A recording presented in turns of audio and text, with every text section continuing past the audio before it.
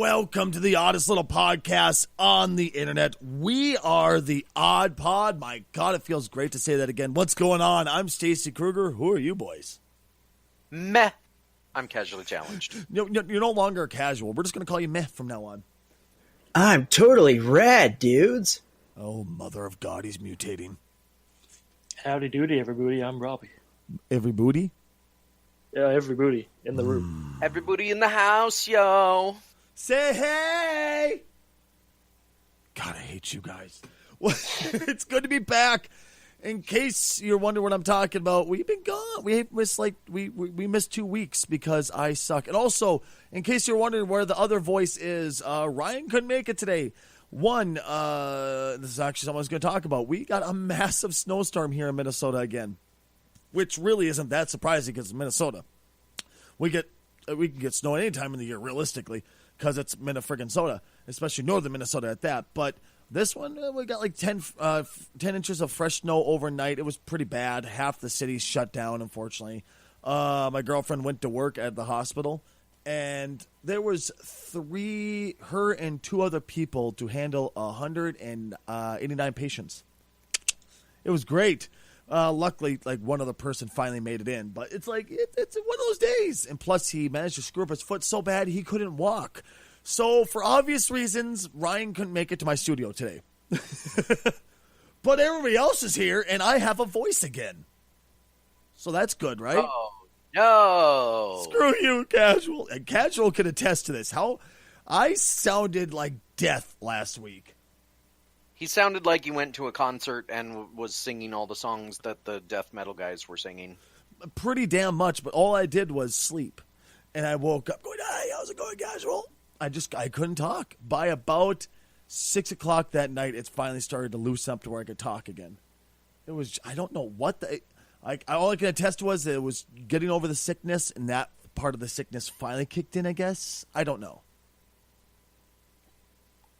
All I know is it was nasty.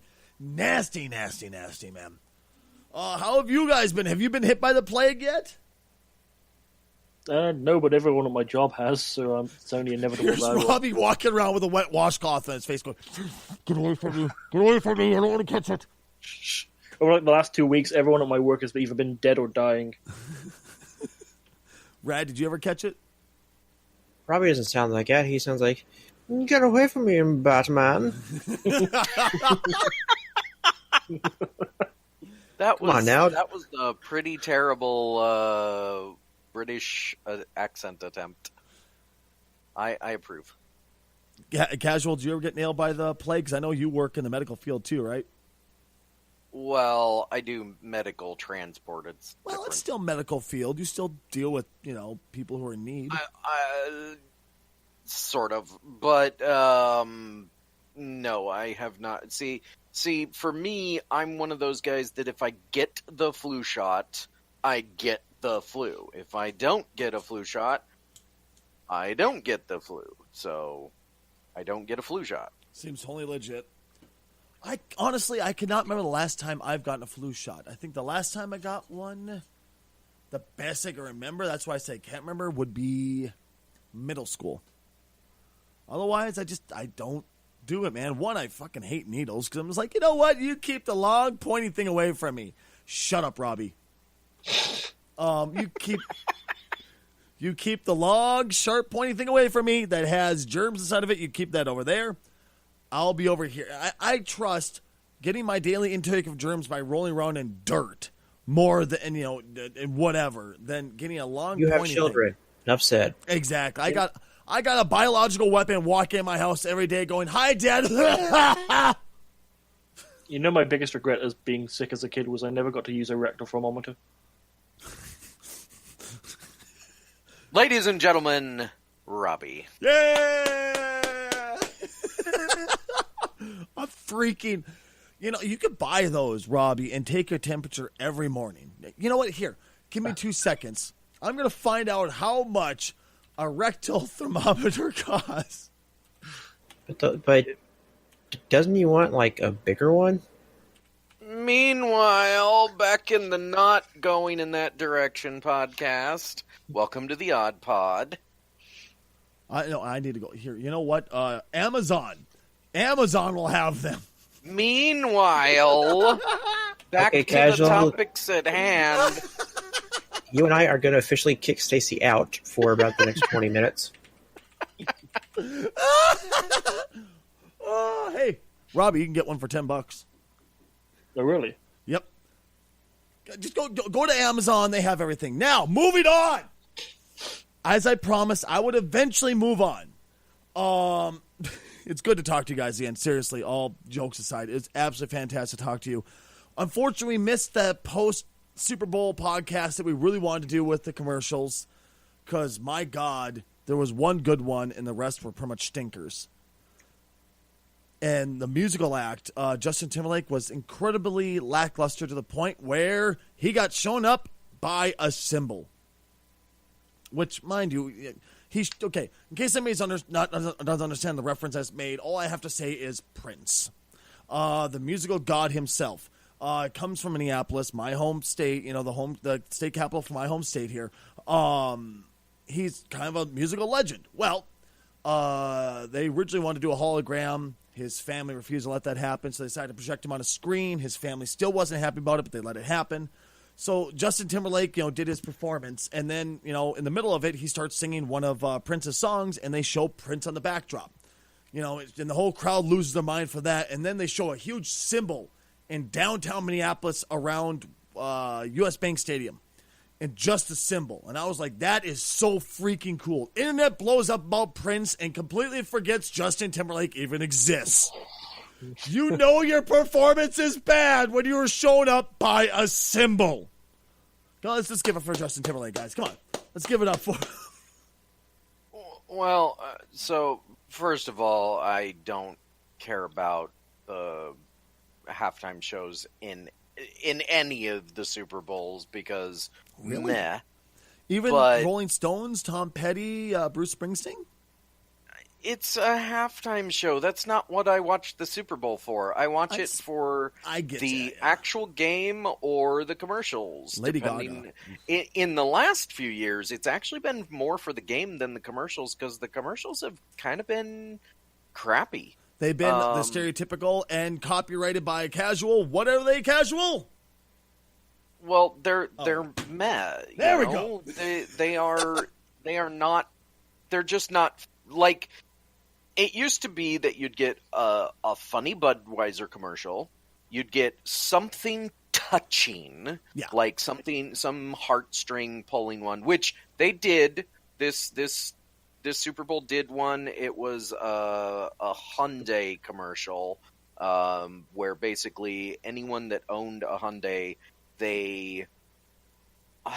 if you buy a Hyundai car, this is going to sound like the ad. If you buy a Hyundai car, apparently they give part of the money to cancer research. Oh, that one. Yeah. And they stopped people as they were going through the metal detectors if they saw that they had a Hyundai key, like in their when they put it in the tray that goes through or whatever. And they introduced them to cancer patients that had survived, quote, due to the money that Hyundai's been giving. Now, whether that's specifically true or not, it's beside the point. It's going to be weird, like, being in that queue, then someone says, yeah, step aside, you're being taken to a dark room somewhere. All of a Well, sudden, that- they turn into, what did I do? I'm sorry! That's what I was thinking, like, what the hell did I do? What is going on? And then it turns out, oh, that's so sweet. But And then they kill them. they they had that one. They had the one that you were about to mention, which I'm going to get to. But they had a weird one. And I say it's weird because it's Black History Month for a few more days. And the Super Bowl took place during the month of Black History Month. And one of the commercials was, it starts out with this Martin Luther King Jr. I know which one you're talking about. saying something. He said a lot of stuff over his life, and it was one of those things that he said that was very poignant and whatever. And then it turns out it's a Dodge Ram commercial. I was so confused. I was like, what? How All does this I even could work? think of was, are you? Because in context, if you actually watch the commercial, if you can find it on YouTube or something, it sounds like Dodge Ram was comparing themselves to Martin Luther King Jr. Yep. Like, you're a truck company. You can't compare yourself to Martin Luther King Jr. But that's beside the fact. It wasn't a Tide ad, and they won the Super Bowl. They really, they were freaking brilliant because the simple fact of you were watching a commercial, all of a sudden you're like, oh shit, what? I don't get the first one. You're like, oh, okay, whatever. The next one came up, and you're like, oh, is this what's going to happen? And then the next one, you're like, this is fucking hilarious. They're knocking it out of the park.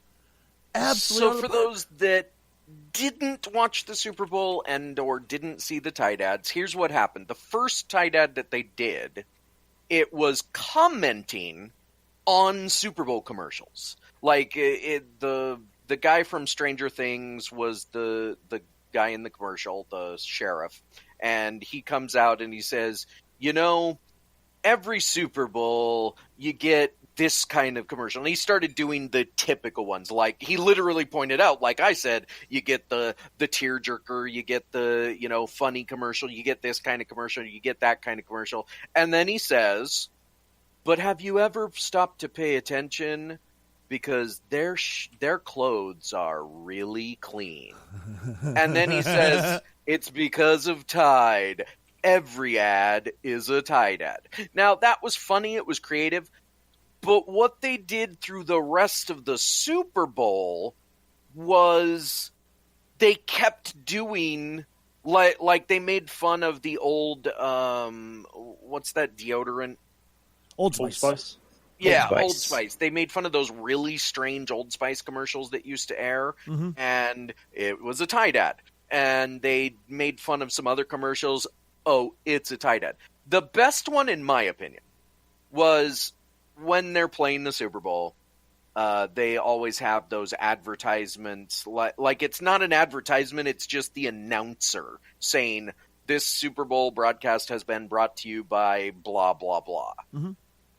And then at one point when they did that, he said, it's been brought to you by this and that, and Tide, and Tide, and Tide. Like, Tide won the Super Bowl just as much as the Eagles did. Let's not talk about that, please. Not because I'm a Patriots fan, but because I really fucking hate the Eagles. It's because he hates me, folks. I hate the Patriots more than I hate the Eagles. I'm indifferent about the Eagles, but whether you hate the Eagles or not, you have to admit that game was frickin' spectacular. Oh, it was amazing. I know it's sports ball, but still. It was an amazing game. It was an emotional roller coaster. That's the way the Super Bowl is supposed to be, and it hasn't been like that for so many years. It was amazing. I loved it. The only reason here, folks, is why I hate Eagle fans. Rad, you probably already know what I'm going to say too. Am I right? It's not because they beat the Vikings. They deserve to win that one. That was the worst game we played all year. But because Yes, I do know what you're going to say, and we've already been over it. Yeah, the damn fans. Oh my mother of shit. Well, yeah, but that's something that happens, pretty much every Super Bowl, and even more so if the team that won the Super Bowl has not ever won a Super Bowl, and blah, blah, blah. I'll argue in defense that I can't remember in very recent years, in quite a few years, the last time that somebody's decided to burn their own city down because they won. Well, they're Eagles fans. Enough said. But one of the things that annoyed me during, and this happens every year, Yeah. the sports commentators. And what annoyed me the most about the sports commentators is, and it annoys me almost every time, is they have a bias. And the Tom Brady bias. Generally speaking, the bias is East Coast. Like, whenever it's East Coast versus West Coast, you can usually hear the bias focusing on the East Coast. Now, Philly is, kind of over there anyway, but this time it was the legacy bias, which means the Patriots have been to the Super Bowl multiple times. Tom Brady's got 3 or 4 rings. I don't know the actual stats, but all they could talk about in the first half of the game. Now, I will grant you, in the second half, the Patriots stood up and started doing stuff, and that's why it turned into a really amazing game. But in the first half, the Eagles were kind of stomping the crap out of them. And all they could talk about was Tom Brady this and Tom Brady that. Oh, Tom Brady, Tom Brady, Tom Brady. How about talking about the guys that are currently leading? I mean, you're going to get that. I mean, no matter which quote-unquote sports ball it is, you're always going to get that, and it sucks. Oh, sure. But this one was pretty fucking bad still. with the whole Tom Brady cupping of the nuts and taking of the shaft. It was really pathetic. I mean, really, it was sick. I mean, go ahead. I was going to say, I will grant you that Tom Brady did do a fairly good job in the second half of bringing them back from, like a 10 or 12 point loss and then, making it more close. But there was a play in the game. It was a fake out play. The Patriots tried it first, and it failed. Like, it was, we didn't actually pitch the ball to the quarterback. Oh, look, he's running over there. Now we're going to throw it to him. It failed. Didn't get the ball at all. Miserable play. The Eagles did the exact same play, and it succeeded. Oh, I laughed my ass off. The salt in the Patriots' eyes. You could just I guarantee that the coach is bleeding salt after that. Like, how? But anyway, we're getting off into sports ball topics. I know. And I'm sorry. I like our potential audience is probably bored. Now I want to talk about something you real quick. Crazy Americans and your crazy hand-egg sports games. Meanwhile, Robbie is in the place where football riots are once a week thing. I'm so thankful I'm not there, Robbie. But actually, I do want to talk about something that's video game and movie related. It's one of the combo situations here. Papers, Please. If you don't know about Papers, Please, go pick it up. It's a great little game. It's a rather one-dimensional game, but it's so much fun. It's you play the role of someone who randomly got picked in a lottery in a very, very poor country. You got picked in the job lottery. You now work as a border agent who lets people either in or out of the country. Either allows them or does not allow them into the country. Excuse me. And then there's more rules as it comes along. You have to check all these passports to make sure they're not fake. Blah, blah, blah, blah, blah, blah. Fantastic little game. Just a blast to play. I never thought that they would pull this off, but they made a short movie about it. I watched the... People are losing their minds about this. They're so excited. People who've seen the short flick, because it was just released and I haven't got a chance to actually watch the full flick yet. But people are losing their minds, so excited. People who watched it said it was amazing. I watched the trailer and I was like, to steal Casual's thunder, meh. It just wasn't as amazing as I expected it to be. Has anybody else here seen the trailer? I haven't seen it yet. I honestly have not. I didn't like Papers, Please is a fine game, and I'm sure some creative person can do something with it, but it doesn't really lend it. Let me put it this way. Papers, Please already has like a million movies based around the concept of an oppressive regime that,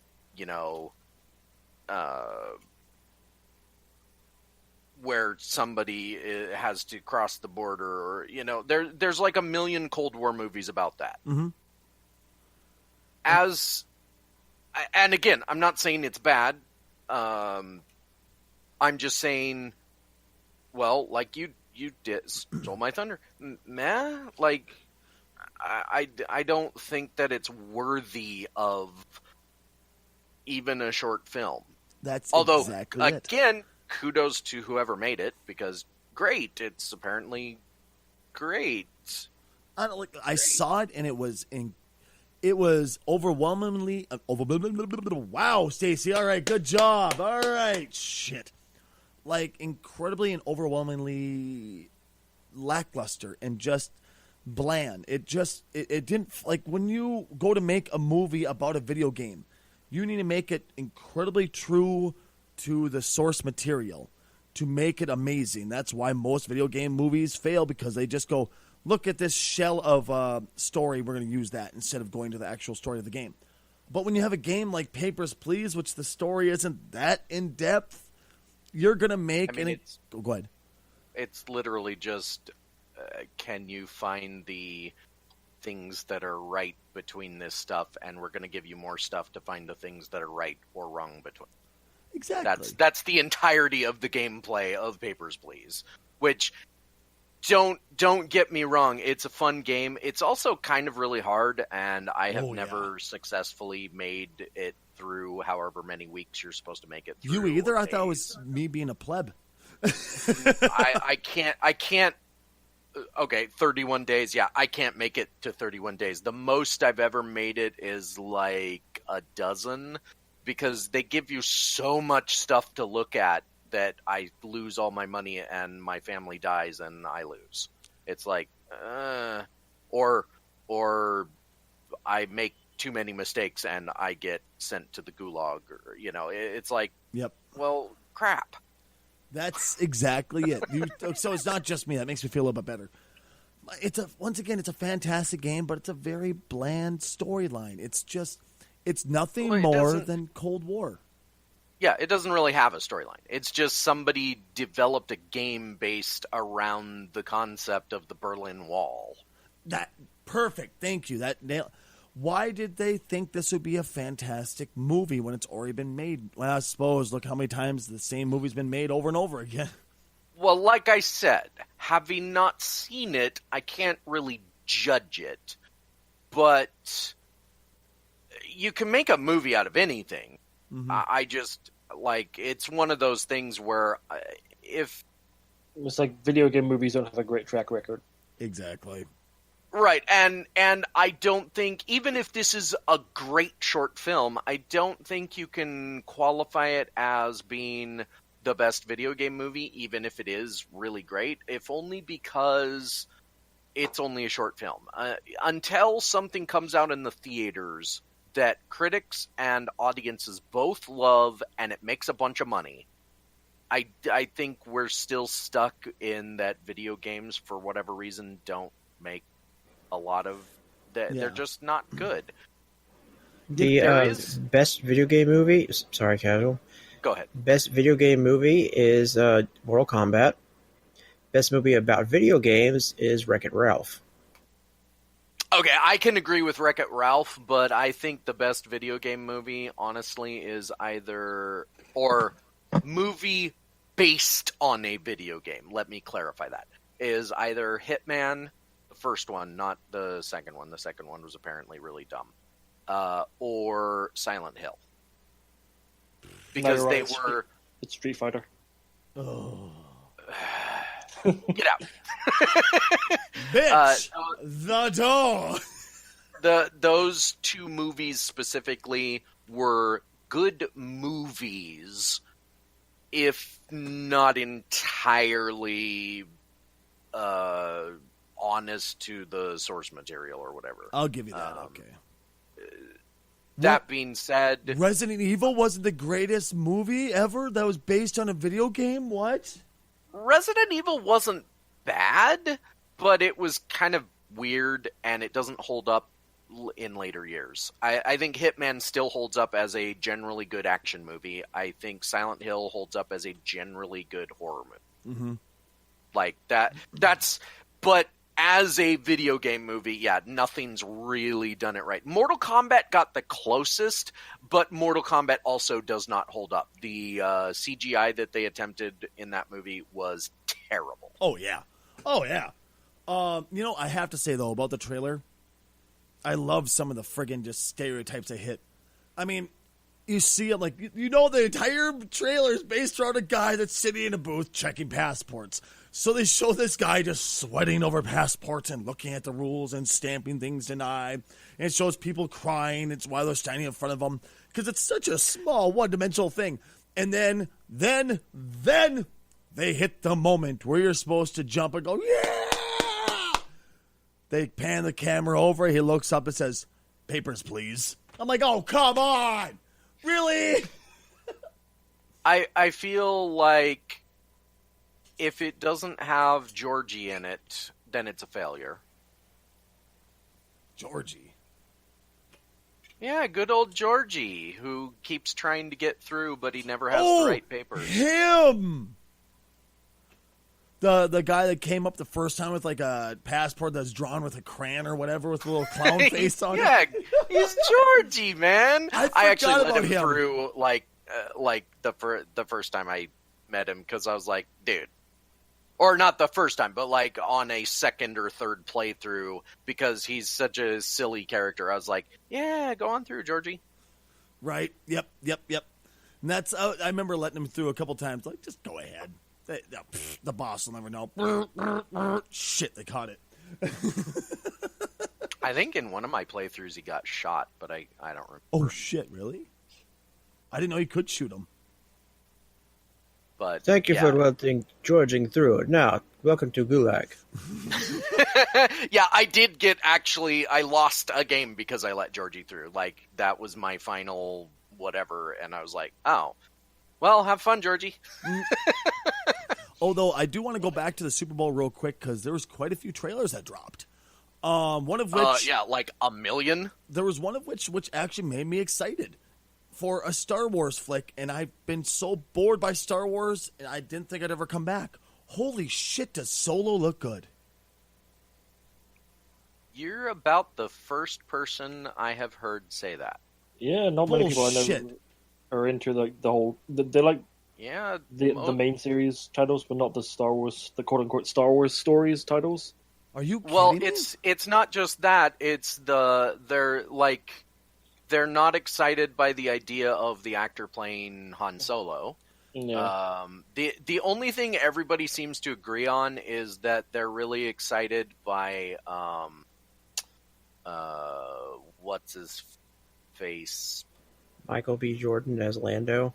Not Michael B. Jordan. Is that the dude that played Black Panther? No, that's Chadwick Boseman. Oh, okay. Damn it. What else did he play? What's his name? He was in oh God. I hate it when I can't think of a name of person, especially when we're doing a podcast live. But moving on. The guy playing Lando. Michael B. Jordan as Michael Lando B. Jordan. Calrissian. Not Michael B. Jordan. You know what? Here, boys, I have the power of the internet at my fingertips. That's what I'm looking at. Lando Calrissian. Yes. Donald Glover. That's it. Oh, Glover! Donald Glover. Son of a bitch. But yeah, honestly, that he sold it. I don't know why people don't like the dude that's playing Solo. I mean, he sold the cunty personality that what's his nuts did. Harrison Ford. Thank you, Harrison Ford. First of all, it's one of those movies I am going to go see because it's a Star Wars movie, and I'm going to go see it. But I can see why some people are not excited for the main actor because they didn't really do a lot with him in the trailer. But again, it's a trailer, whatever. Mm-hmm.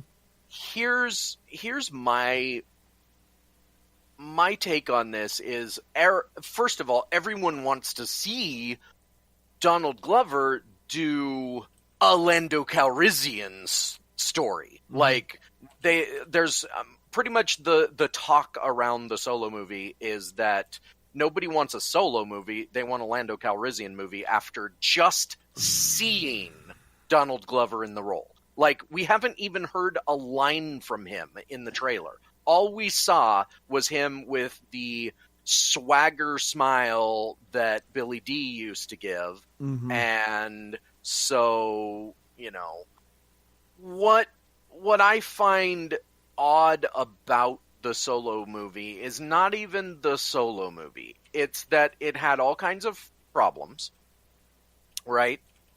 And those problems resulted in, I believe it went through 3 directors before it got to Ron Howard. Mm-hmm. And then Disney, since they took over the franchise, trained us with the last 2 movies and with the next Saga movie, Episode 9, that it's going to be at Christmas. Mm-hmm. And then this one is in May. Like, it's coming out soon, relatively speaking. But they have 3 other movies coming out in May that are also Disney properties. Like, Infinity War comes out on May 4th, which, why you wouldn't put Star Wars on May 4th, I do not know. That seems May the 4th be with you. Seems kind of like a pretty obvious one to me, but okay. My boss actually hates Star Wars because his birthday is on May the 4th. but like, why would you cannibalize your own? And it's the other thing that worries a lot of the critics. Why are you putting out a Star Wars movie within the same month, let alone within the same year as Infinity War? Like, Infinity War is the movie that everybody's going to go see this year. That's going to be the big draw movie for the summer. And 2 weeks later, I think, they're doing the Solo movie. Mm-hmm. That seems like a bad idea. And it kind of makes it feel like maybe they don't have much faith in the Solo movie. I would hope they have faith in it. I mean, for Christ's sake, they're trying to sell it. You know, I don't know, man. Like I said, to someone like me who has so little freaking interest in the Star Wars saga, the Star Wars series, to drag me in and make me go, this seems exciting. That they're doing something right. They have to be. Well, like I said, you're one of the only people that has seen that trailer and said that. I don't know how. Most people are not excited for the Star Wars movie. What's wrong with people who wouldn't be excited over this? This looks so freaking cool. I mean, just I apologize. It could be Star Wars fatigue. Possibly. That's something I was actually talking about a while back, remember? I don't know. I mean, like, people say superhero fatigue. People say fatigue a lot now. I feel like that's the latest hot button, like, you know, oh, we're gonna call it fatigue. I don't think that's entirely true. I think maybe it's that they just I think people want something new from Star Wars. Mm-hmm. But then at the same time, I look at all the stuff about Last Jedi, and people complained about The Force Awakens because it was too much like the originals, and people complained about Return of the Jedi or Last Jedi because it was too different from the originals. Like, you just can't make a Star Wars fan happy anymore, apparently. Right. It should be noted, I am not prejudging Solo on that trailer. I'm just saying most people are saying, I'm not excited about this. It doesn't look blah, blah, blah. I don't like the actor. Like, it's one of the things that I feel taints the critical response, is that in the 24-hour news cycle, everybody has to have their opinion on everything immediately, and I just don't think we have an opinion to give yet. It's too early to tell. Wait until we see the movie. See, I could not agree with you anymore, my friend. Give it a chance. You never know. You never friggin' know, right? I mean, especially me saying that. Which kind of leads me to another trailer that came out during the Super Bowl for Venom. Oh, my. You know. Go ahead, Casual. I'll let myself collect my thoughts while you go ahead, my friend. Go ahead, Robbie. I think, because like the last couple of weeks when we didn't have a podcast, we had a little bit of a talk, and I think we did mention there was something, people complaining about the Venom teaser that didn't have Venom in it. And we're thinking, like, it's a teaser. You're not gonna blow your load that early.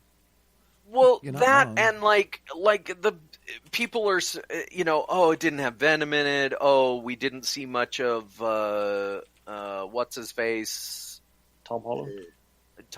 No, not Tom Holland. Although it has been, Tom Hardy. It has been confirmed Tom Holland's Peter Parker will be in Venom in some form. They haven't confirmed what that's going to be. Like, I'm thinking it's a cameo, but even if it's just a cameo, it does mean that Venom is going to be part of the MCU.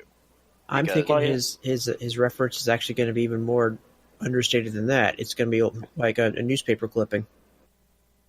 Yeah. No, because they said Tom Holland was going to be in it. Like, you don't consider an actor in a movie if it's just like a newspaper clipping or a TV scene or what. Well, maybe a news report on the TV. But either way, my opinion of Venom is that based on the trailer, I'm not excited for it, but I'm also not worried. Mm-hmm. Yeah. Like, it showed me enough to where I'm like, okay, this might work.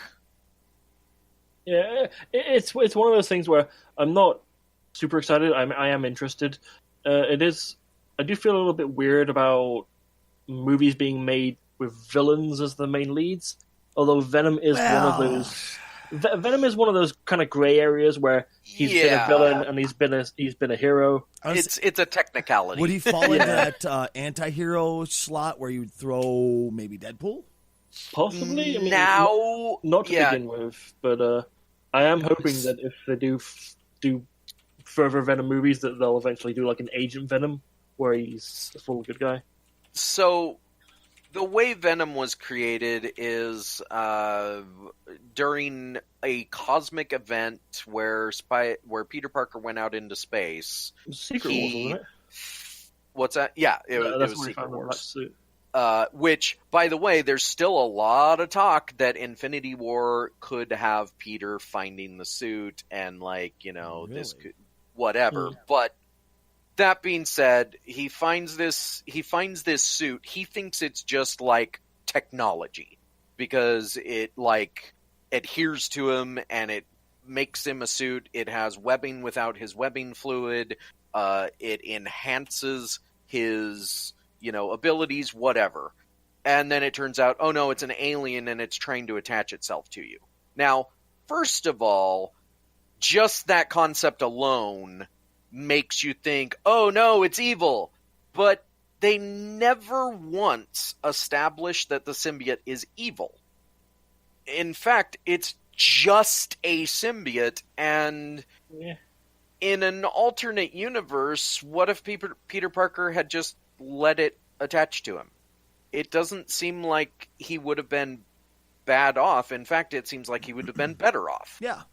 I think in the comics, the reason he gets rid of it eventually is because it's turning his... Well, the symbiote isn't technically evil, it's turning his personality to be more violent and ruthless. Okay, I didn't read that much into it. But, so he gets rid of it.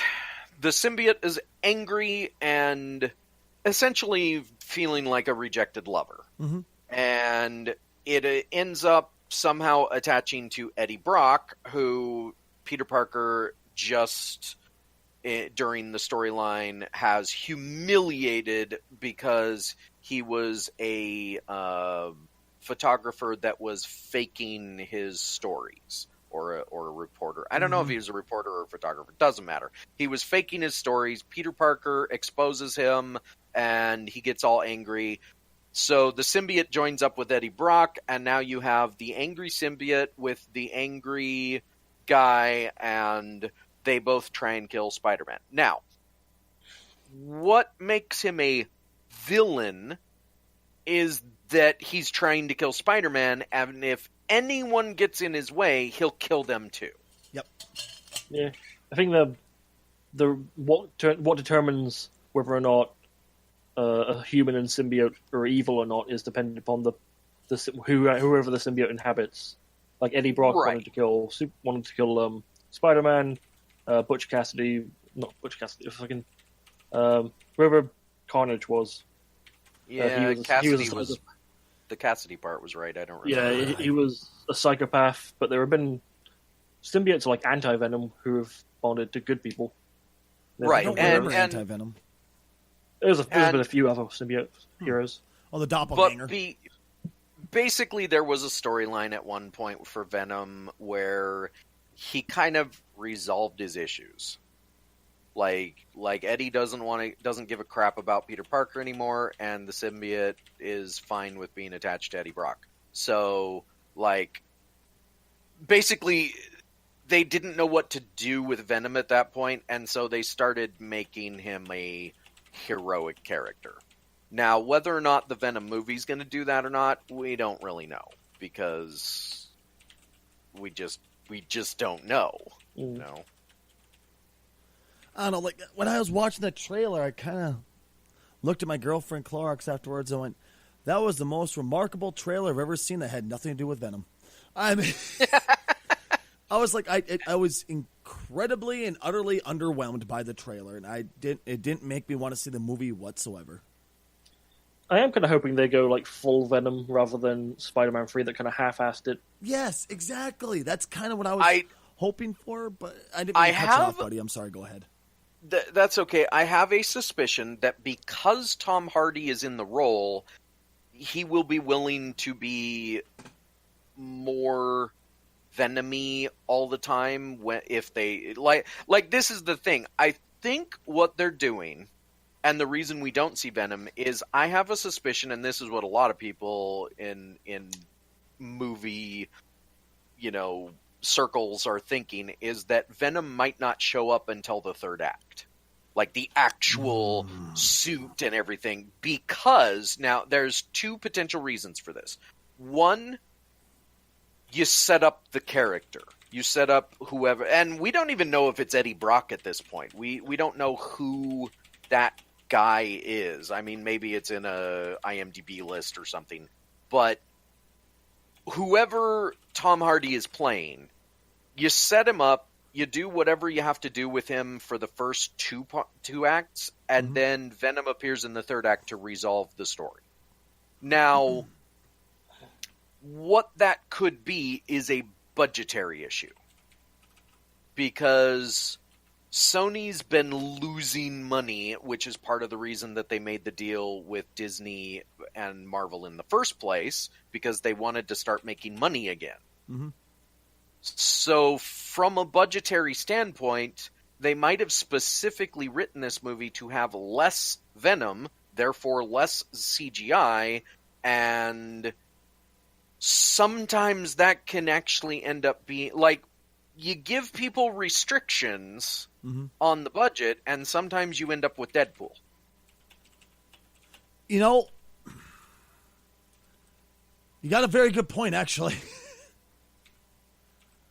I don't know, man. It's just, thing is, if they're going to do a Venom movie, and Venom was one of my favorites from back when I was a kid, I want to see a fucking Venom movie, not just Eddie Brock featuring Venom. That's the whole thing. I want to see Venom first and foremost, just the hulking, muscle-bound freak that he was, kicking ass. You know, that's what I want to see. I still want to see Carnage, but apparently I'm the only person here that thinks that. It'd be so fun, you know? Well, like I said, it was a teaser, so we don't know. Very true. And you know what? Maybe, like you said, they're holding it back just to say, gotcha, fuckers, you know? I guarantee whatever happens in the next trailer will be the full story. Like, if they still don't show Venom in the next trailer as well, or if they show very little of the actual, you know, big mouth, you know, whatever, then we will probably know at that point, okay, they don't really have that much Venom to show. True. But right now, like Robbie said, it's just a teaser. It's to tease us. You're absolutely right. It's meant to tease us. You're absolutely right. It's just, if that's what they're teasing us with, so far I'm incredibly unimpressed and just not excited because I was hoping for more already. You know, that's all I could say. One that teased the shit out of me and made me drool, Deadpool 2. Holy shit, was that trailer amazing! I mean, now, it was everything that was perfect about Deadpool. The fourth wall breaking, the humor, the action, everything. Except that I do have one little pissiness, but that's just me. Go ahead, Casual. I'll let you talk first, buddy. Well, in addition to the trailer itself, they've also got the poster that's got him doing the Flashdance pose. Yep. If you don't know what Flashdance is, that's okay. It's a very old movie at this point. But he's doing a classic scene from the movie Flashdance where the person doing the dance, which at the time was, I don't even think there's any nudity in Flashdance. I could be wrong. I haven't actually seen it. So. But either way, there's a very erotic dance that is done, and at one point, a bunch of water splashes down on the actress doing it, and you can probably see her nipples or something. I don't know. Ooh. Well, Deadpool, there's a poster for Deadpool where he does the iconic scene from Flashdance. Like he's in the pose where she's getting splashed with the water, only it's bullet casings that are falling on. Yep. Which I think that's hilarious. There is a joke in the Deadpool 2 trailer that not a lot of people will get, but he basically, there's a point where he's got the green screen arm on, and Deadpool says, "Wait a minute. We didn't finish the CGI for this," and then he goes and does this whole Woody thing. Well, he makes a joke about, it's not like it's a mustache we have to remove. I start losing my mind cackling.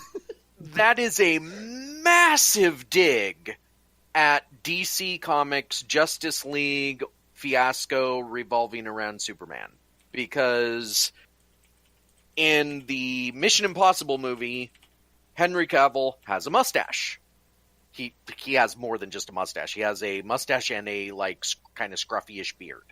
And because of the things that happened with Zack Snyder, and they had to do some reshoots and whatever, they said, we need to do reshoots, we need to shave the mustache. Paramount, who he was currently still under contract with, said no. They didn't have to do it. He was done with Mission Impossible. He didn't do any reshoots with Mission Impossible, but because Paramount had him under contract for Mission Impossible, they played the biggest dick card move they could possibly play, and they said, no, he can't shave the mustache. So, for Justice League, they had to CGI his face and upper lip, and, well, it didn't look very good. Yeah, it kind of it looked like dog shit. It really did. I mean, you looked at the video and you went, "Whew, you look strange." People keep calling it a the Superman baby lip. Yeah. Yeah. But I mean, it looked great. The movie looks great. The trailer looks great. I can't say enough great things about it. But the one complaint I had, it's been the complaint I've had since I first saw Who's Playing Cable. Not bulky enough and doesn't look old enough. That's the only complaint I have. Because I remember he is younger, but he's war hardened, so he looks older because of it. The stress, the war. I disagree, and okay. So there's a couple things in this trailer that I'm sure it doesn't actually mean this, but we do know there is a deal on the table for Disney to buy Fox. They've done their part. Now it's all up to government and stuff like that. Well, I don't want this to happen because of Deadpool. In that trailer, the thing that Deadpool does when they cut away from the green arm is he does a scene from Toy Story. Only it's involving Deadpool as Sheriff Deadpool instead of Sheriff Woody. Oh, and, that's what that was. And Cable as the bad guy.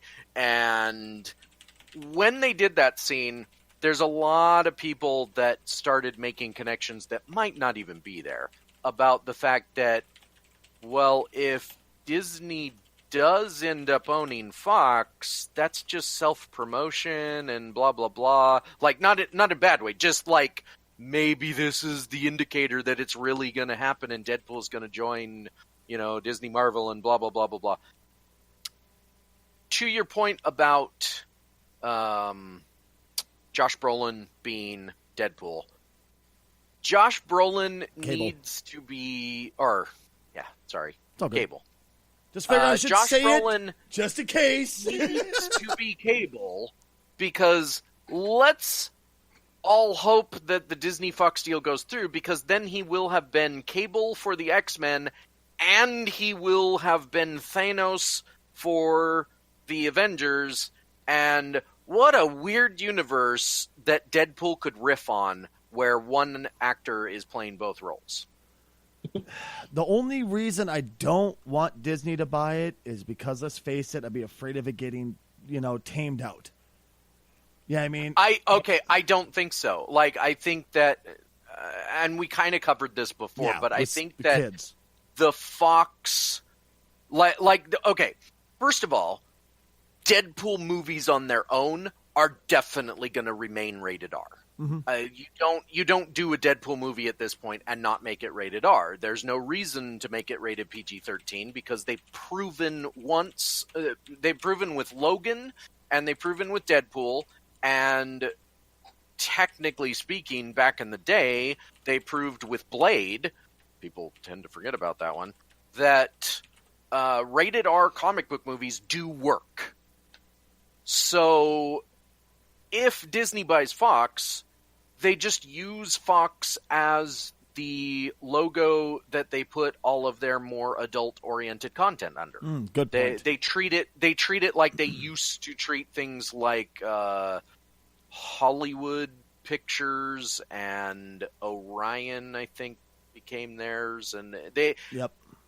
Now those ones all folded because they created them specifically to be a place where their more mature things go, and people knew it, and they kept saying, this isn't Disney.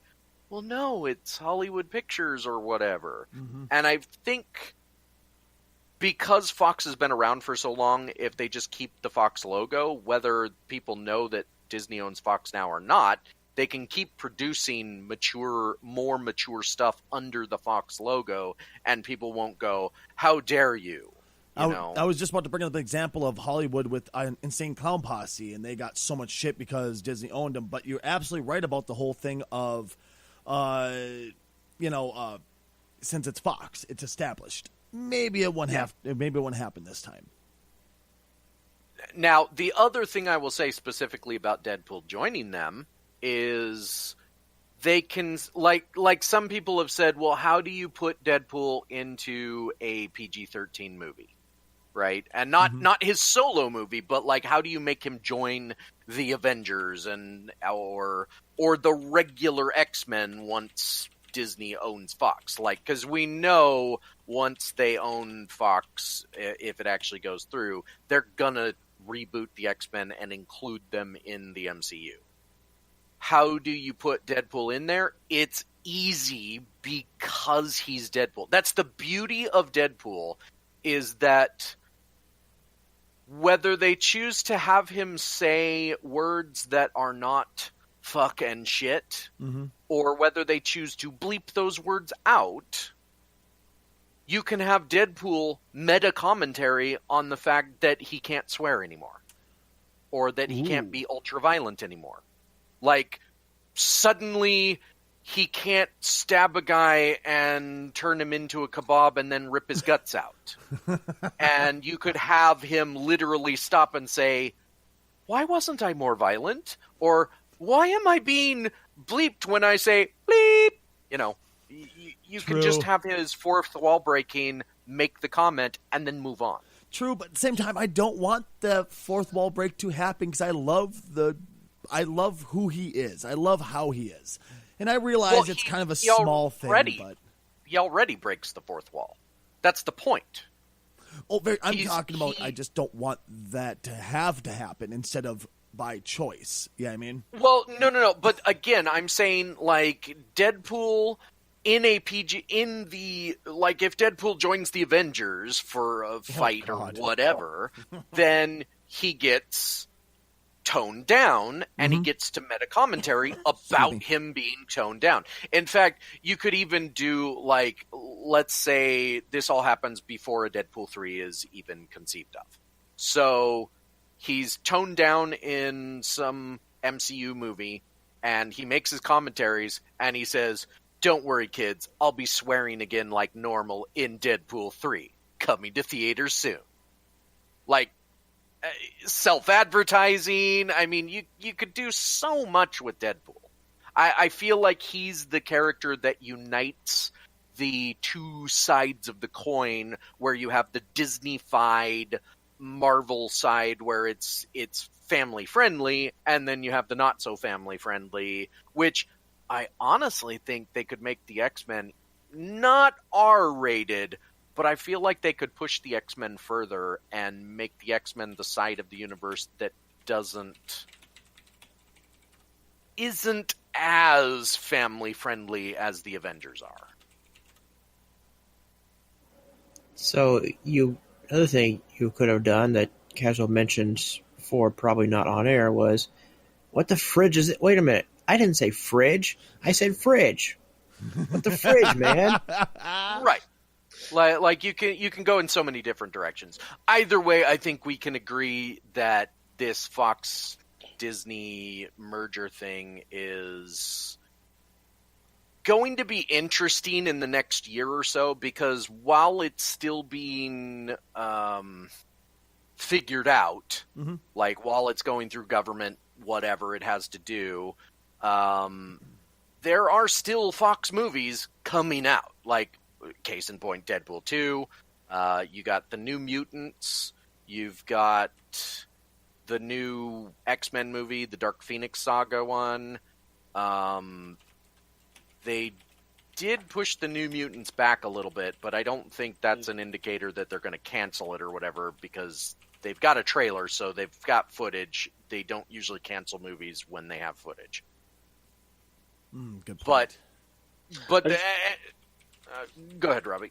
No, I was just saying, I just imagine that with the X-Men being the non-family friendly side of the MCU, I just imagine that being the reason for Avengers vs. X-Men.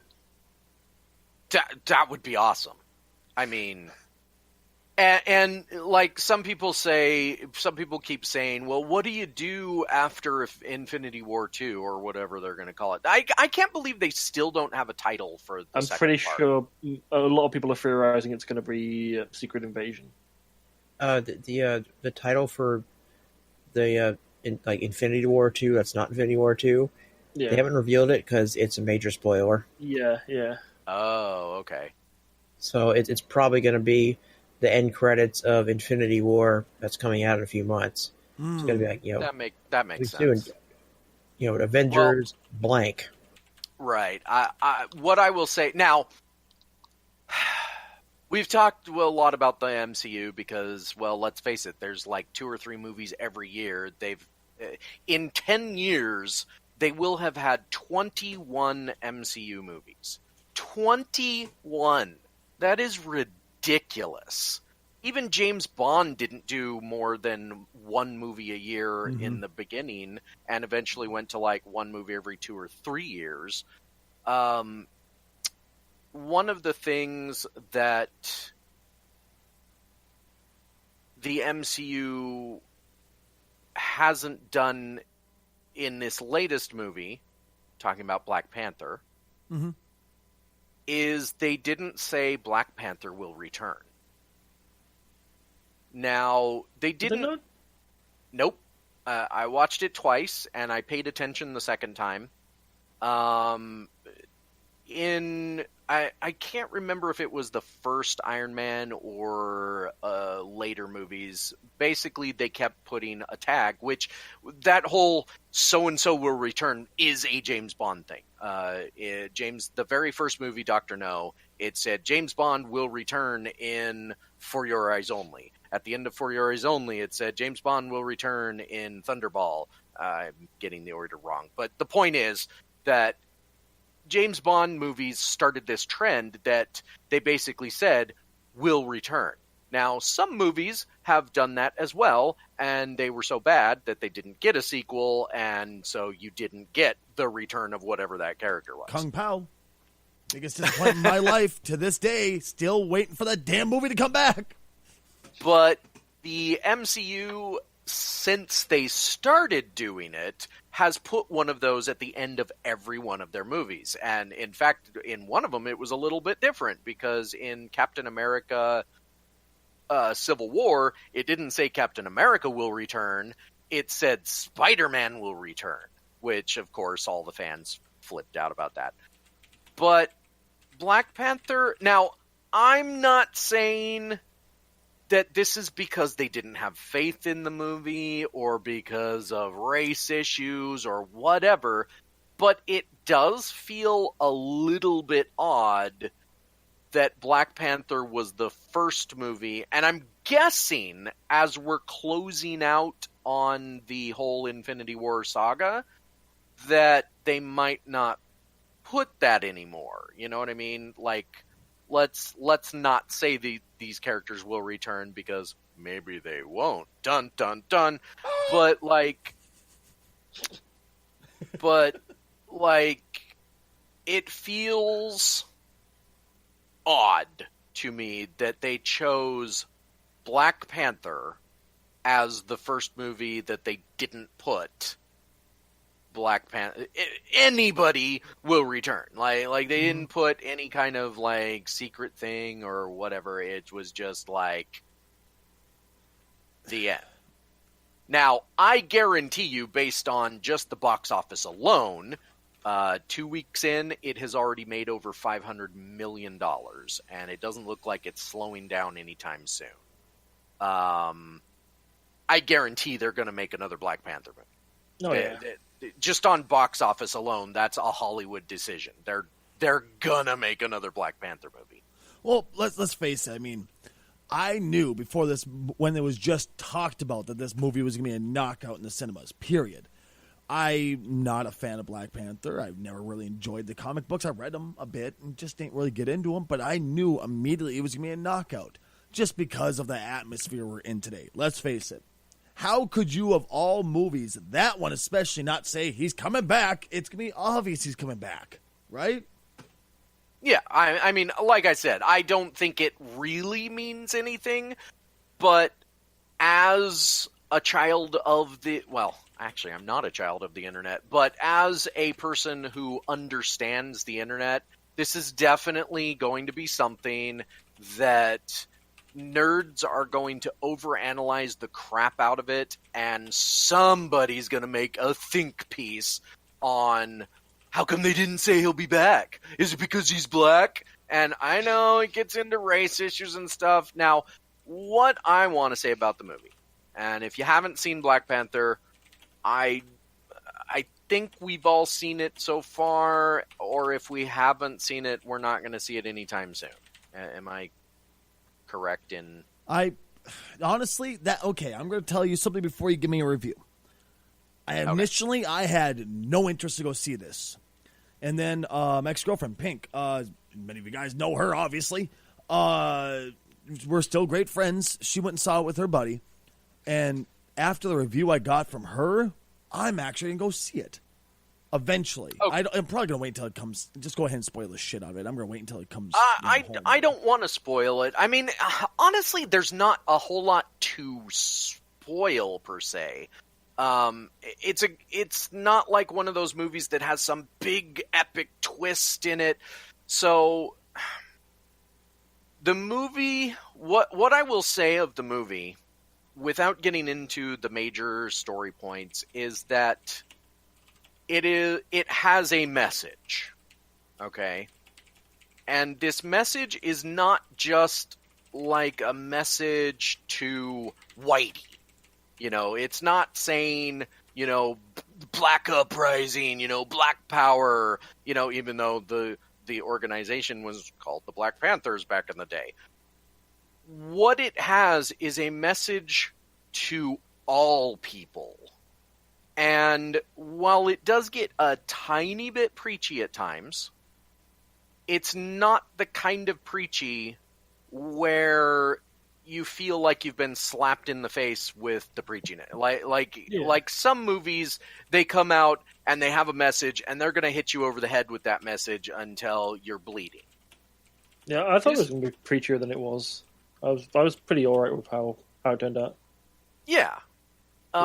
This particular movie, the message is, I like to say it is unfortunately still relevant. Yeah, it's one of those things, like, I really like when they do this where the villain is right. Yeah. Oh, and speaking of villains, so Killmonger as a villain, I don't know that much about Black Panther. In fact, everything I know about Black Panther has come from these movies. So for those that actually follow Black Panther and the comics and stuff, they know way more than I do. But what I will say is, when I heard the character of Killmonger, all I could think was, that is the dumbest name. Like I didn't even, I heard Killmonger and I was like, well, okay.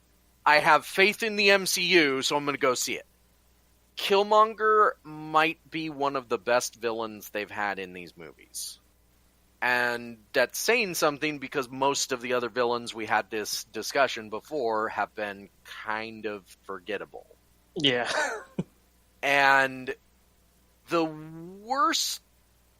Well, I'm not going to get into it. But the point is that Killmonger as a villain, like Robbie said, you understand where he's coming from, and it makes it kind of like, who do I really root for here?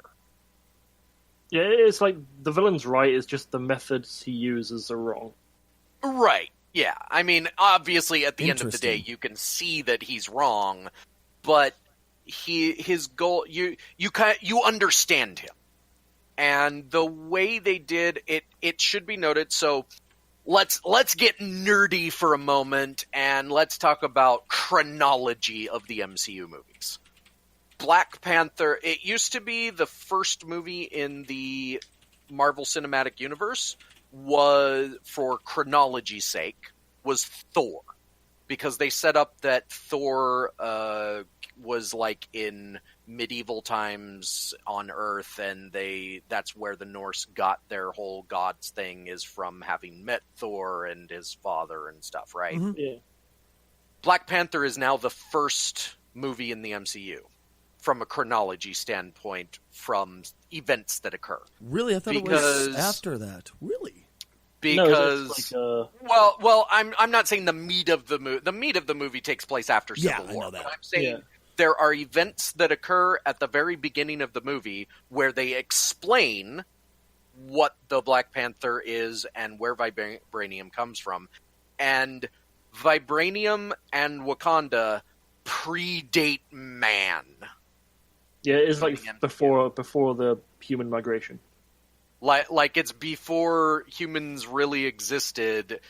The asteroid, basically, they kind of, without specifically saying it, they kind of said that the vibranium asteroid impacted Africa and killed all the dinosaurs.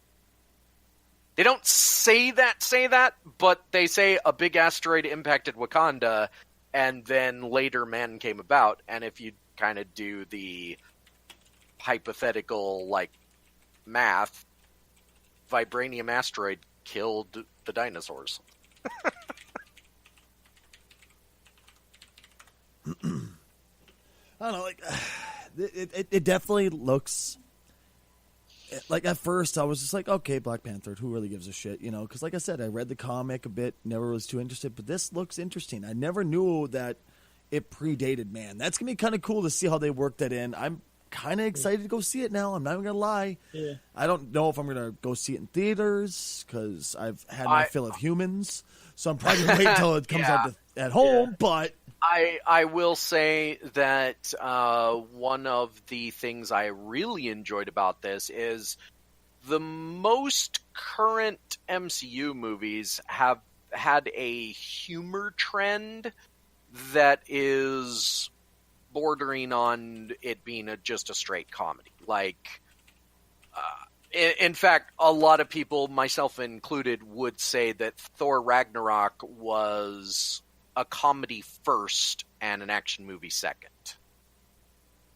This movie kind of harkens back to the early days, which it feels longer than it is because they've had 20 movies now, of the MCU, back when they strategically placed the jokes rather than just throwing jokes at a wall and seeing what sticks. mm-hmm.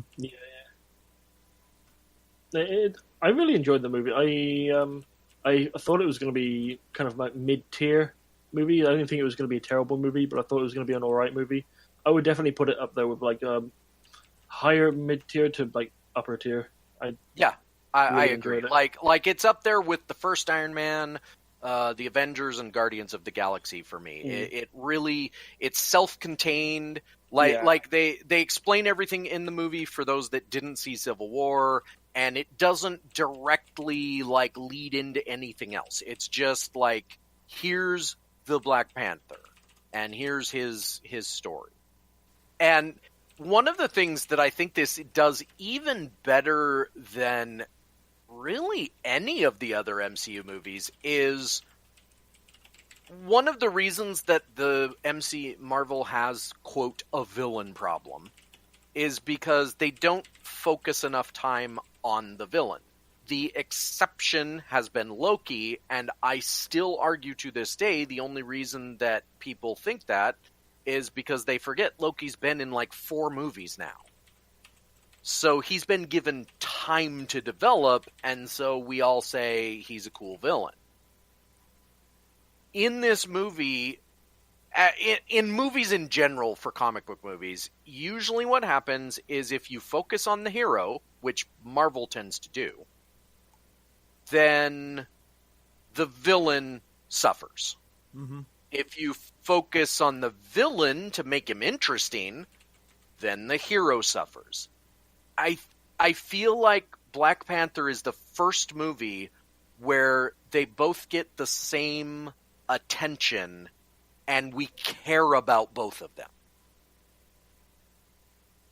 Like, we care about the villain and we care about the hero, and they got the balancing act right in this one, I think.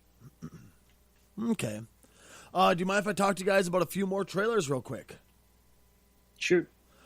Mission Impossible. I was so bored by the trailer. Am I in the minority on this one, like I usually am, or am I, for once, somebody with me? I don't know. I didn't watch it. I'm not a fan of the Mission Impossible movies.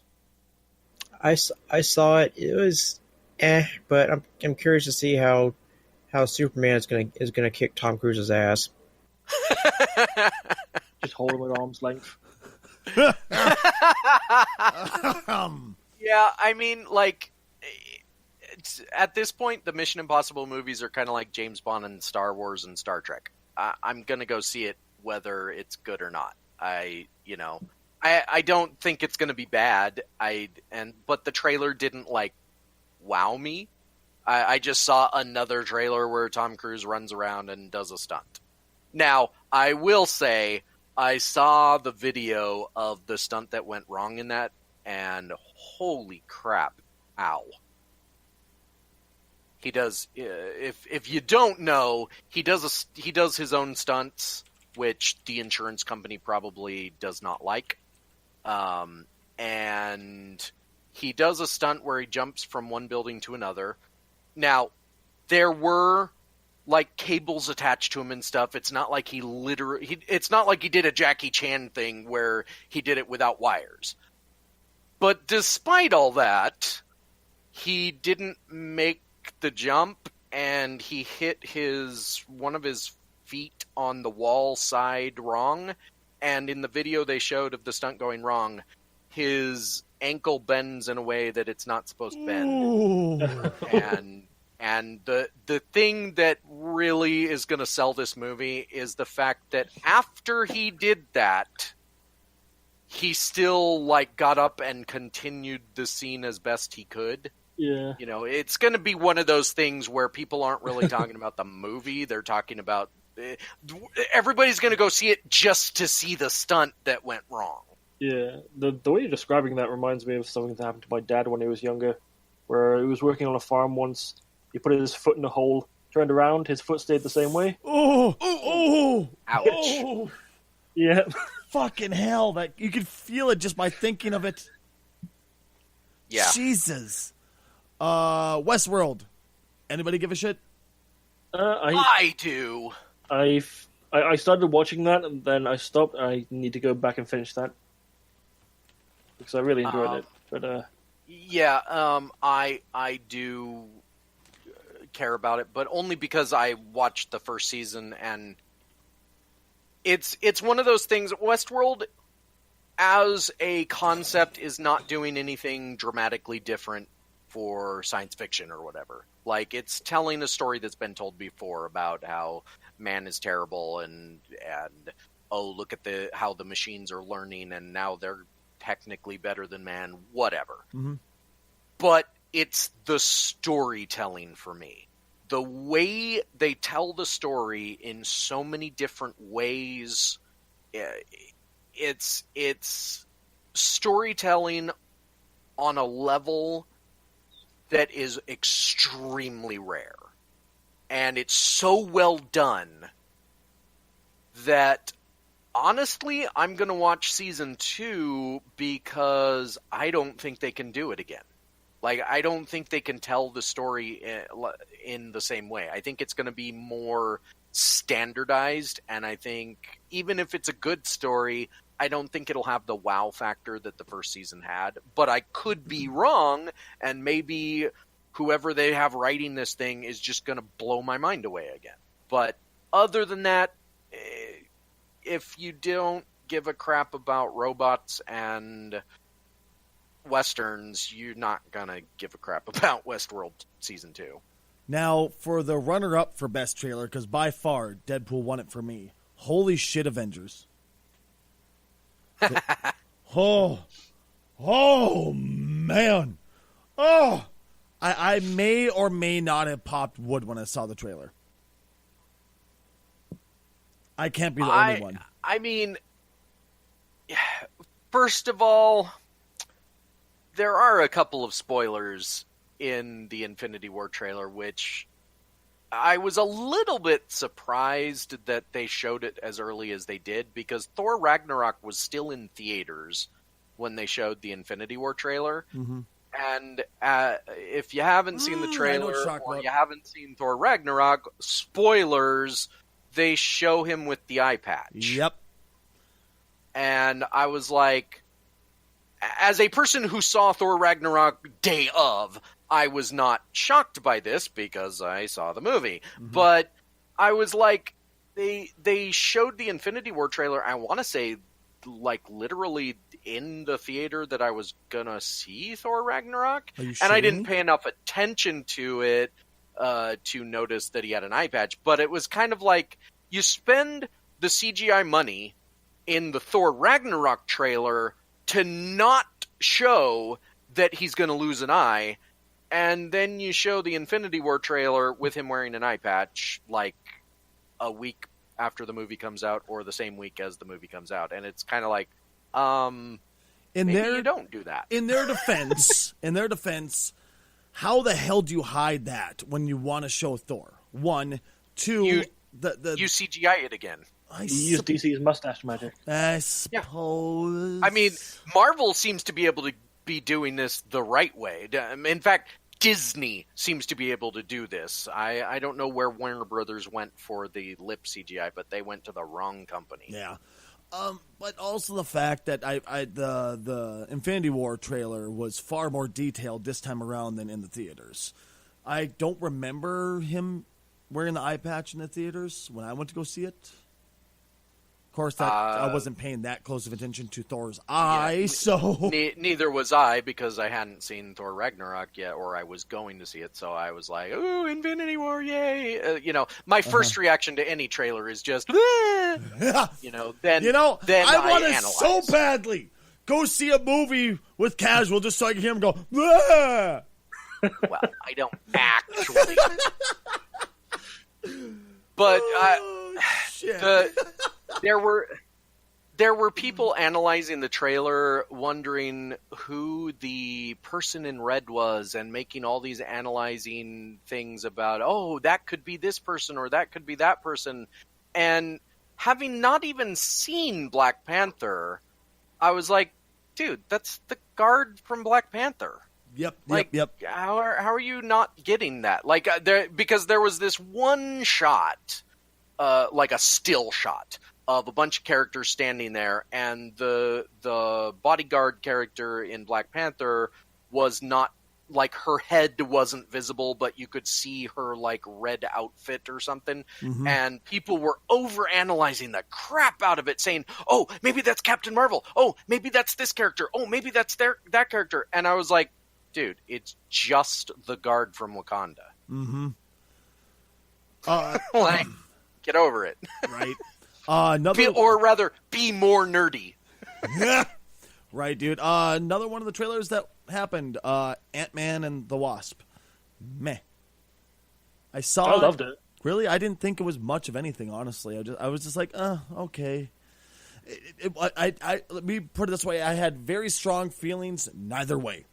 It was just there, Yeah. I'm Where getting pumped for it. I'm looking forward to more teeny tiny. it's just because Combat you action. have Vor issues.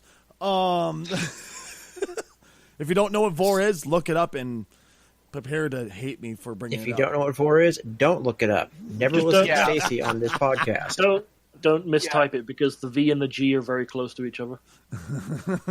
So here's the thing. As an MCU nerd, I do like when the movies like make references to other things in other movies. And what I like about this trailer is, A, they're following up on, the end credits thing from Ant-Man, where they're having the Wasp. 2, they're dealing directly with the fallout of Civil War. Yeah. Like things happened in Civil War. Ant-Man went to super prison, and Captain America broke him out. And now they're dealing. The trailer clearly shows them dealing directly with that fallout and how it affects other people. And I like that from an ongoing story perspective. One thing I will say is, the scene where he shrinks the building and then he pulls like the little handle out, uses it as a Yeah. suitcase. I'm gonna imagine anything that's not nailed down in that building is fucked. Well, okay, there's a lot of technical problems with Ant-Man in general. So, Yeah. okay, time to get nerdy for a moment about Ant-Man, because Get nerdy on me, baby. in the movie, just if you're going by the movie, not the comics, just the movie. In the movie, they explain how things work with Ant-Man, where they say that by making him smaller, they're not reducing his density, and they're actually increasing a little bit because of blah blah blah pseudoscience, whatever. But then, if that's the case, he would still weigh the same. Well, yeah, I think what it is like they're not making. They're basically they're reducing the distance between his atoms. So yeah, they're reducing the distance between molecules, is how they explain it. So I think he still weighs the same, and he still has the strength of the same of a full-grown adult. I think. But if he still weighed the same, there are certain things that he does in that movie that don't make sense. And if that's the way the technology works, then how is Hank Pym carrying around a tank on a keychain and not like dragging it across the grass? Basically, it's broken science. Yeah, like they came up with a pseudoscience.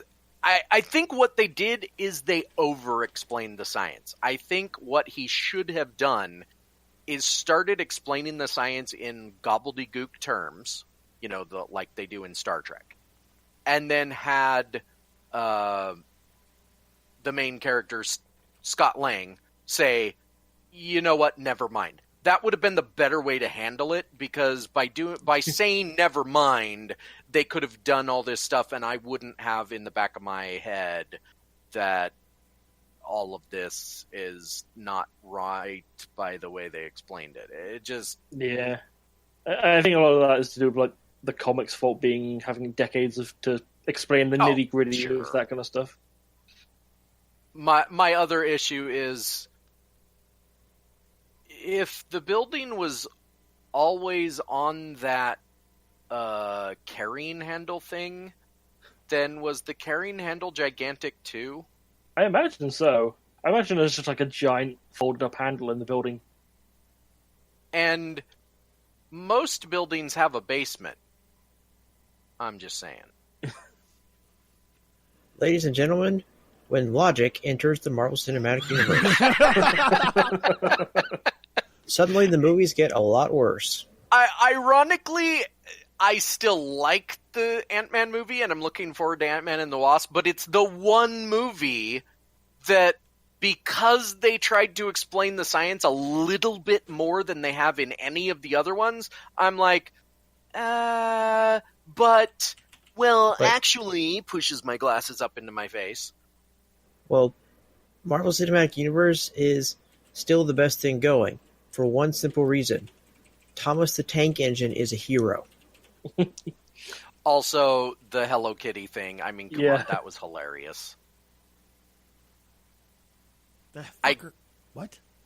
Guarantee Hello Kitty Pez dispensers are going to be bought en masse after that movie comes out, or probably already. Did Pez dispensers ever go out of style? Well, no, but I'm just saying specifically a red with the Hello Kitty head on it is going to, like eBay's going to sell those things for way more than they're worth after this movie.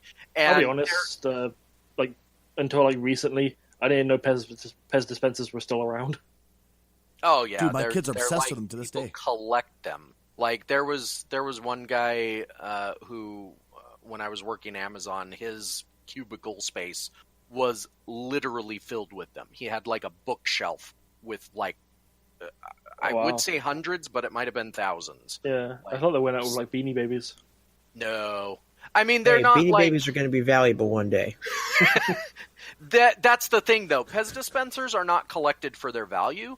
They're collected because people just like to collect the Pez dispensers. It's one of the weirdest collectibles out there. Beanie Babies people collected because, they'll be valuable one day. That $4.99 Beanie Baby is worth about $5.50 now.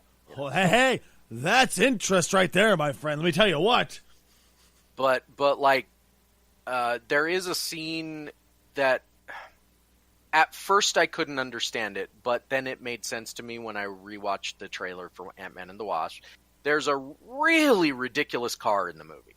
Like, it's purple and it has flames on it. I figured out the reason that it's purple and it has flames on it is it's going to be a Hot Wheels car. Okay.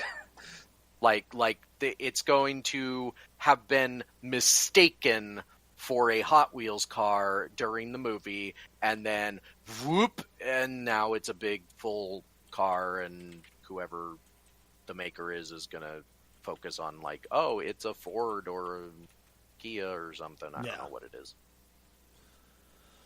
I don't know, man. All It's right. a missed opportunity. Thinking, I'm sorry. My brain just had a little tangent. I was just thinking, like, Hot Wheels being toys. Like, the crossover with Transformers is a missed opportunity.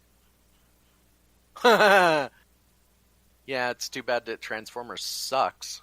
And I'm saying the toys suck now, too. You would have zero argument with Victor. Oh my God, my middle boy, like, Dad, they suck now. Like, I know, son, they just don't work right anymore. Like, honey, you're telling me I grew up with them when they first came out, and then he looks at me as if I'm a dinosaur. I have a There you are. Transformer that is because, well, I have two of them. It's a Mustang. Like, it was put out during this time when they were doing, like, fully branded deals with different brand makers.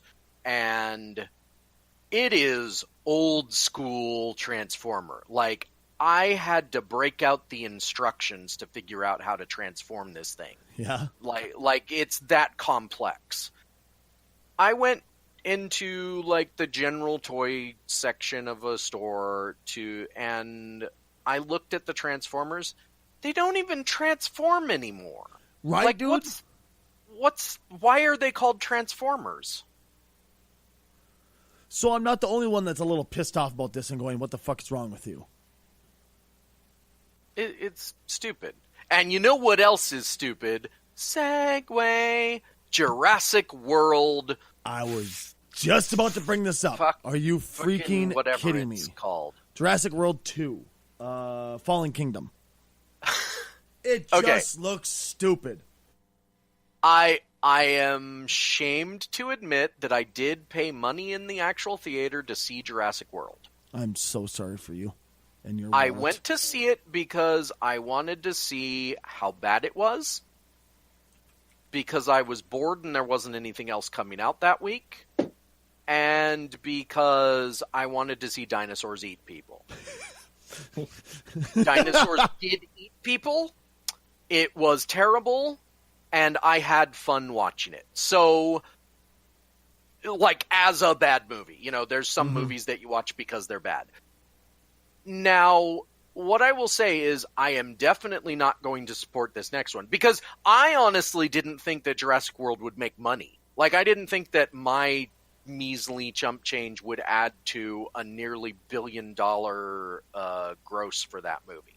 I thought most people would be like, oh, this looks like crap, we're not going to go watch it. I should have taken into account the Transformers effect, which is that people keep going to see that damn movie when it's a piece of shit. Yeah. This movie... Now, I will say that that Jurassic World was playing on nostalgia. Like, all the nostalgia people felt for the Jurassic Park franchise, for the first movie, for whatever, that's what it was playing on. This movie, based on this trailer, is playing on nostalgia for the last movie, which sucked. Like, and I implore people to watch the trailer and don't go see this movie because it gives away what I imagine is literally the biggest moment in the movie. And I'm going to give it away if you don't want to watch the trailer. So in basically every Jurassic Park movie, the T-Rex saves the day. In the first movie, when the velociraptors are about to kill everyone, suddenly the T-Rex stomps in and chomps on a velociraptor. The humans get away, and the T-Rex roars, and the big banner goes in front of the camera that says, "When dinosaurs ruled the earth." I don't care who you are, that is an awesome fucking scene. He's not wrong, folks. In the second movie, basically it was all about the T-Rex. In the third movie, there's another big dinosaur, Spinosaurus. and okay, whatever. I'm sorry, I got pissed off about what they did to the Spinosaurus. The T-Rex saves the day again. The humans get away. In Jurassic World, there's this whole big thing where a velociraptor jumps on the back of the T-Rex. It's dumb as hell. Do not support that movie. If it's on Netflix, you can watch it just for the funsies, but do not rent it. Do not buy it. It's a terrible movie.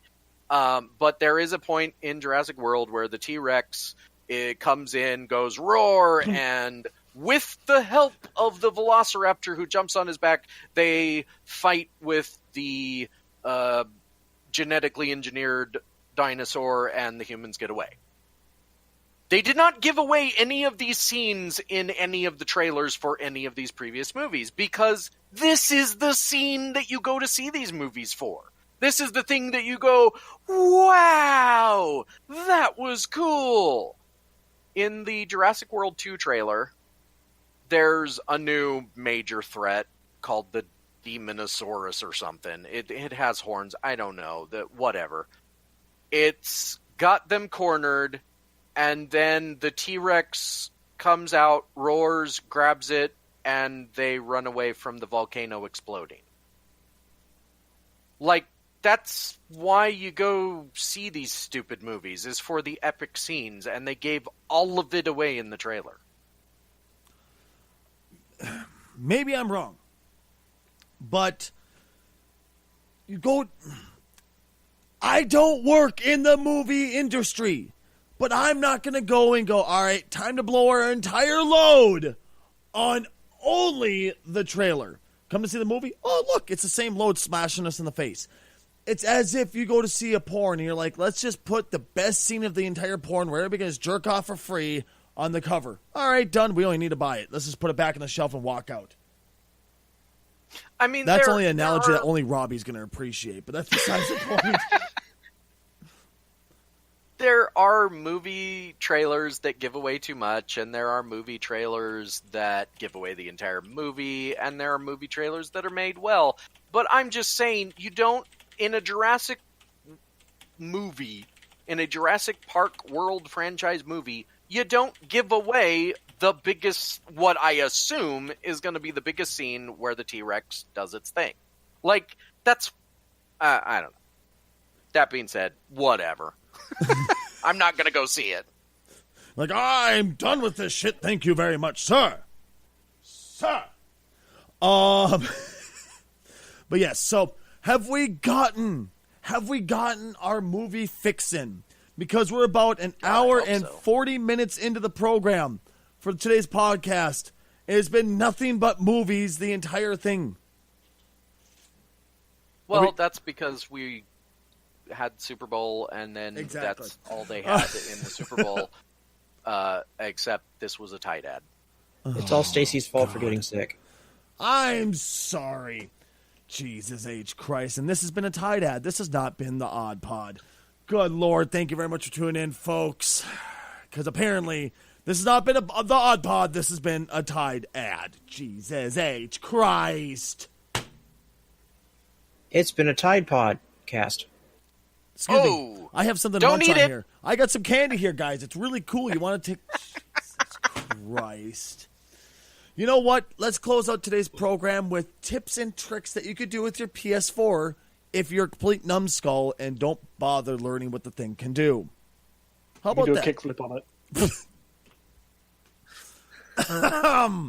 If you have a PS4 Pro, there's an extra feature called Boost Mode that improves the performance on older games.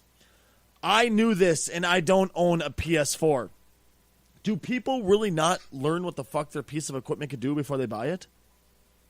It's Nope. a video game console. The whole point of a video game console, despite what the console makers want you to believe, is you plug it into your TV, you turn it on, you play the game. Trust me, unless That's it. people do not know what video game consoles fucking do. I had a guy come into my work, saying, like, yeah, I can't play this video game console. I want to just put the CD in and play, but it won't let me. It says I need an internet connection. I tried using this dongle, but it ate right through all my data. I was like, yes, you need an internet connection because your console needs to update. It's like, I can't just put the disc in and play. Like, no, you can't do that anymore. Like, fucking years now. I mean, honestly, to me, that's the bane of the gaming industry itself, that they've done that to themselves. I miss the days where you just put a disc in and play the fucking game. I miss that so much. I understand the appeal, but it's like the console's constantly updating now, as well as the games, whether you like that or not. Let me rephrase that, Robbie. I don't see a problem with updating games. I love that. I just don't see why we can't just play the friggin' game on the disc, where you have to. Basically, all the disc is now is just a fancy CD key and Authentication. authentication. Thank you very much. That's it, and it's so disappointing. Yeah. Well, I think that I don't know when we're going to get there, but I think we're on the way to no longer having a physical copy of anything. Yeah. Unfortunately, you're right. Music already kind of went that way. I don't even know how they sell CDs anymore. Like, they're too expensive. Nobody wants the whole disc, and you can get the same thing on your iPod or wherever you get your music. Apparently, vinyls are coming back. Oh, I love them. Well, that's the thing. Vinyl isn't coming back. Vinyl never really left. Yeah. Vinyl is a collector's item. Exactly. They do sound really nice, though, at times. I'm telling you what, they do have a very, very different sound if you're they have a audio, unique like sound. that. It's not a better sound. In fact, no. it is objectively a worse sound because of the crackles and pops Just that you get. different. From I would say not worse, but different. It's like the same feel of a retro video game. Yeah. It's not as good as modern video games, but it's got that same charm. And certain games, like for instance, some games don't hold up, others do. I would say Super Mario World holds up to this day. I would say that Perfect Dark, not so much. Duck Hunt holds up. Well, I mean, come on, it's Duck Hunt. But when it comes to like your video games being on a disc and all of that stuff, I think that the people that are still buying them on disc, that's why they are buying consoles right now. But give it another 10 years, maybe 20 at the long end, and nobody's going to be buying discs even if they do buy a console. Yeah. They're just going to buy the console, hook it up to the internet, which will be much faster by that point, and download whatever games they want to play. Yeah, I completely understand the reasoning for it. I think it's a shame, though. I only have one game that's not a physical copy. I think that's Shadow of Mordor. I don't know. I just really love having a physical copy. It's the same thing with books. Mm-hmm. Mm-hmm. I agree. Because I don't have a DVD collection either, for that very reason that it's all going non-physical now. Yeah, like I actually stopped buying Blu-rays and DVDs about 2 years ago now, because I just like they're cheaper on Google Play, and I can watch them anywhere on my phone or computer or whatever, and they're all right there all the time. I don't have to go searching for the disc I want. So, and as for games, I've been buying games on Steam for years now. So I haven't owned a physical copy of a game since my last console, PlayStation 3, I think. You know, Really? I don't know. I think that it's going the way of the dodo. You know, people will collect discs for collector's items, not because they need them. Yeah. I don't know. I'm just too old for my own good, I guess. I just like a nice disc in my hand where I know I could play it for the rest of eternity. Where, I'm glad you pronounced that correctly. yeah, go fuck yourself. Speaking of discs, we need to put this podcast on a CD collection. Jesus Christ.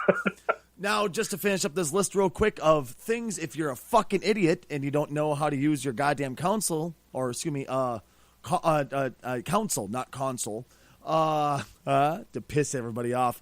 If you don't know how to use a console, you could dim the fucking light of your controller. Who knew? You could, control your fucking console. Who knew? You could double tap app switches. Who knew? Most games have patch notes. Am I the only person on earth who just thought that was a no shit point of view? Like patch Most notes games are have just a patch thing? notes. Yeah, have you ever been on a PC game since like 2002? Right? Right? For Christ's sake. You can customize your notifications. You don't say. You Swear to me. Yeah, that was the worst Batman voice you'll ever hear in your life. You can use I regret everything. You can use pre-existing gear like a USB microphone. No shit. No shit. It blows my mind that people don't know you can do this type of stuff. You can. Are you sure this isn't a clickbait topic? Well, you got a point. Sadly enough. 14 weird tricks you can do with the PS4 that they don't want you to know about. Click Right, here for dude. more. You can alter your privacy settings. Is this really something people don't know about? For real? I said, most people just buy it, plug it in. I will say to what Robbie was saying about people being stupid like that.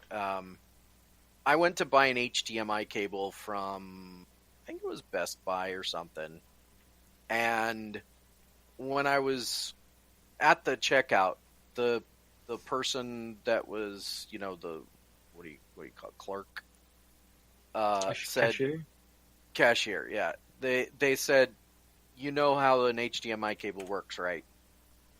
And I was like, yeah, why?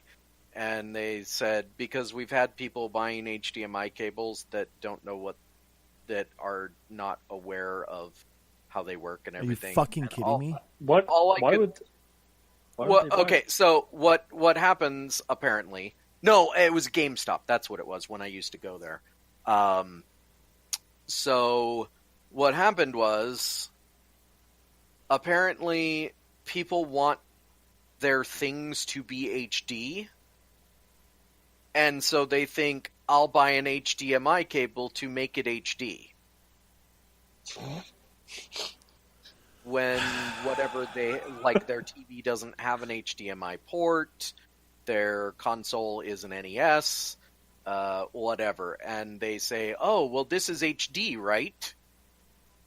That's how stupid people are. So yes, I can believe that people are stupid enough not to know all these things that you're saying, because they don't do any research. They just buy the console, usually for their kids, and How am I supposed to know quantum entanglement teleportation only has a range of 50 nanometers? I mean, come on, everybody knows that. Oh, god damn. Did you know you can customize your buttons on your PlayStation? Dude. They have buttons? Right? What? You can customize your share button. Well, that's just like your opinion, man.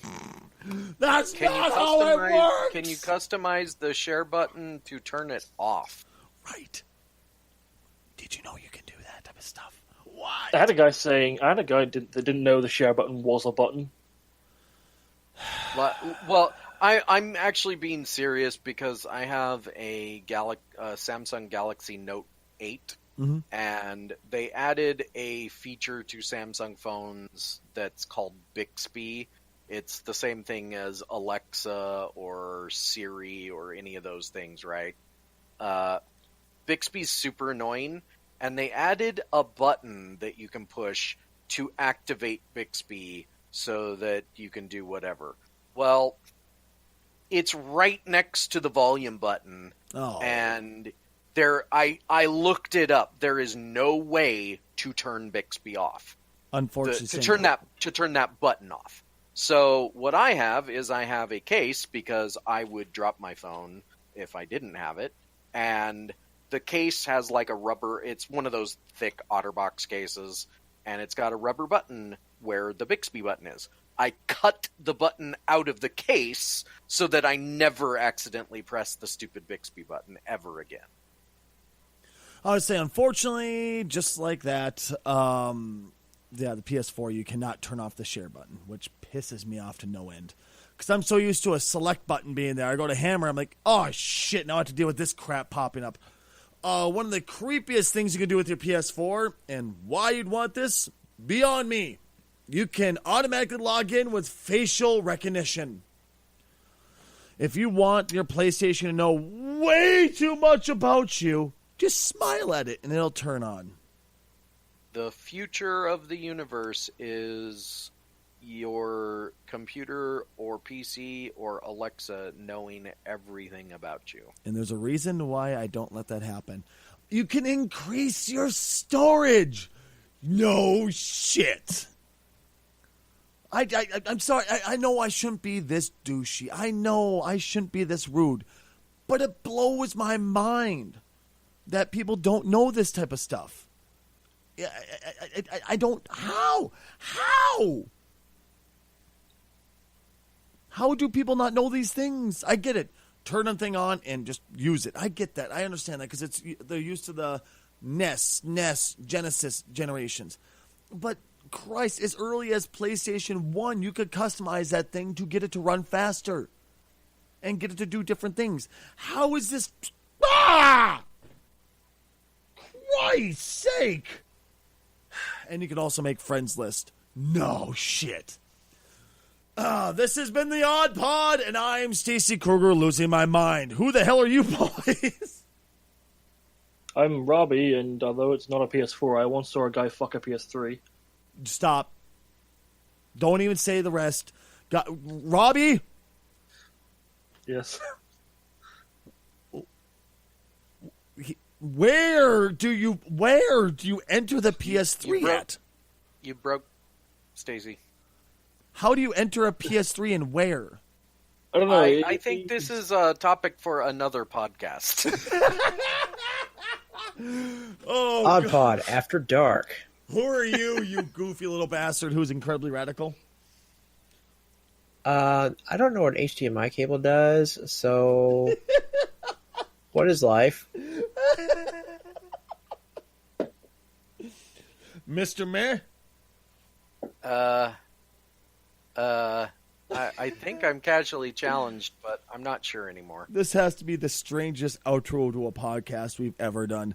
Thank you very much for tuning in, you all. We love each and every one of you. Don't forget, if you want to support the podcast, you can do so by going to twitch.tv/Stacy Kruger and becoming a Tier 2 sub.